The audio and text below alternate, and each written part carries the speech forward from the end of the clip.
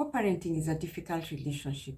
It's one that's marred with pain, loss, unforgiveness, bitterness, and one whose communication is severely damaged, where a couple cannot have conversations without fighting, cannot seem to agree on anything, cannot see eye to eye on issues. Yet we must make this relationship work because we are working towards one goal, the good of the children. And it's complex because then as we think about the good of the children, we are not thinking from the same place. I have my opinions. These are two homes, two rules, people who are against each other at that point, don't agree, don't want to agree. They are bitter and angry. There's pride and ego, the whole thing. Yet it's important that we look for a way to make it work because of the sake of our children. We owe this to our children because as it is, we have already burdened them with the weight of being in a home or being raised in a space where they don't have access to both parents easily or as frequently as they would. The reality is that the children did not ask to be born or raised in a single parented home.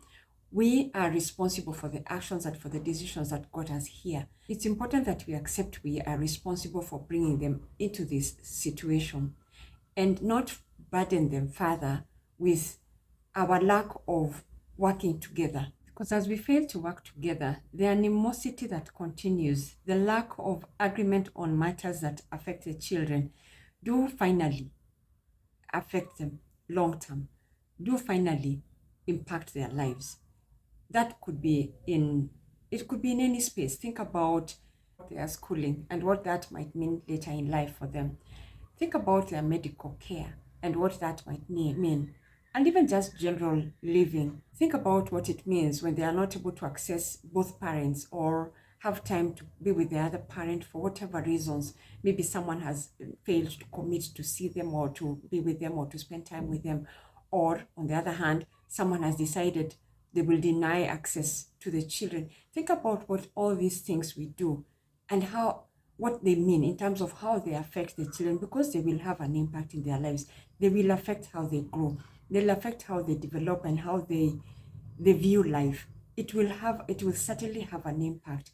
And it is unfortunate because as we do these things and hurt each other because we refuse to work together, we hurt the children even more. The damage to the children is so great that we will never be able to recover out of it or even heal. We must rise above the ego and the pride and I want to teach the other person a lesson, the other parent, they think they shouldn't tell me this, I will not do what they are saying.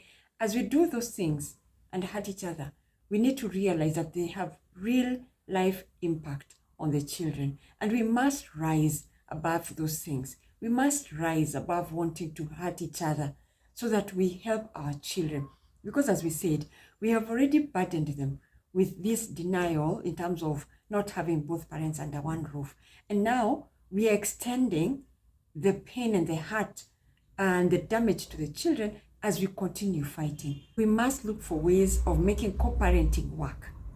And over the years, what I have seen is that as long as we maintain that place of wanting to teach each other lessons and hurt each other and what have you, as long as we don't appreciate the value of each other in our children's lives, then we will continue in that path. Yet, our children look up and all they see is a hero dad. They look up and all they see is a hero mom. But we do not perceive each other in any positive way. So we need to be sensitive. We need to be careful not to allow our fights, not to allow our battles, which the children might not even understand or they don't even need to know anyway. We need to be able to put those aside and work for the sake of the children, work together for the sake of the children. Another reality is that soon these children are going to be independent in a short while. It does not feel like that when the child is, a toddler and growing up and, they're going through school to whatever levels. It does not feel like a short time. But we focus so much here and hurt each other here and damage relationships here, even to an extent of our relationship with our children, and still hope that they'll come out of there unscathed.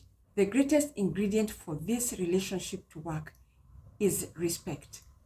We must show each other respect. We must appreciate that this person, though I don't agree with them, they're important to my child. When we realize the value of each parent to the child, then we are able to come over our pride, because the reality is, as a mother, there are certain things I'm not able to do for my children.